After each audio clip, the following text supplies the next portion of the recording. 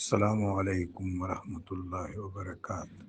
اولیاء کرام کے مختلف رینکس ہیں، مختلف مناصب ہیں، مختلف اماکن ہیں، مختلف عہدے ہیں، مختلف فیوز و برکات ہیں، مختلف تفویضات ہیں، عنایات الہیہ ہیں۔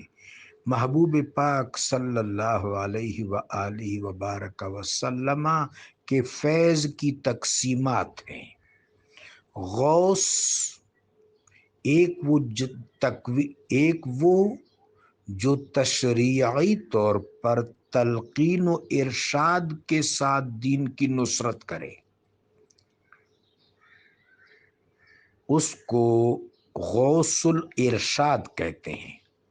جو تلقین و ارشاد و اشاعت دین کے ساتھ، ابلاغ علم کے ساتھ دین متین کی نصرت کرے، اس کو غوث الارشاد کہتے ہیں۔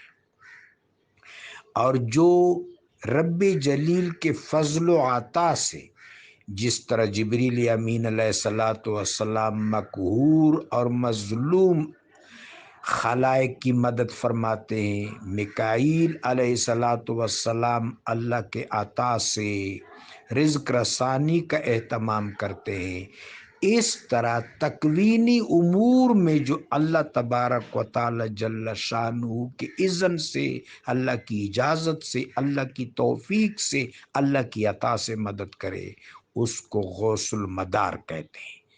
غوث الارشاد، غوث المدار۔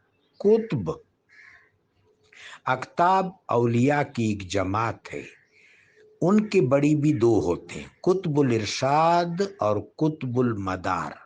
قطب الارشاد تشریعی معاملات کی ذمہ داری لیے ہوئے ہوتا ہے، اور قطب المدار اللہ کی اذن سے تکوینی معاملات کی۔ ابدال یہ اولیاء کی ایک خاص الخاص جماعت ہے، آپ ان کو اولیاء کا بورڈ بھی کہہ سکتے ہیں، اولیاء کا بورڈ۔ یہ 41 ہیں، بعض نے 40 تعداد لکھی، خاص الخاص ہے۔ میرے آقا علیہ السلام نے فرمایا کانوا علی خلق ابراہیم، یہ ابراہیم علیہ السلام کے اخلاق پر ہوتے ہیں، زیادہ تر شام کے علاقے میں ہوتے ہیں، کچھ حجاز میں ہوتے ہیں، کچھ بلاد ہند میں بھی ہوتے ہیں۔ اوتاد یہ تکوینی امور کی ذمہ دار ہوتے ہیں، اور اوتاد اس کا ترجمہ اگر آپ اردو میں کریں تو میخیں۔ اچھا، ان کے مقامات متعین ہوتے ہیں، اور ان مقامات پر ان کا تقرر ہوتا ہے۔ بڑے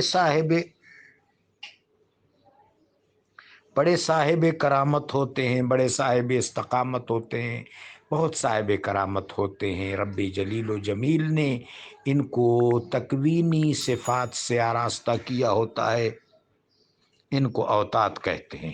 جزاکم اللہ۔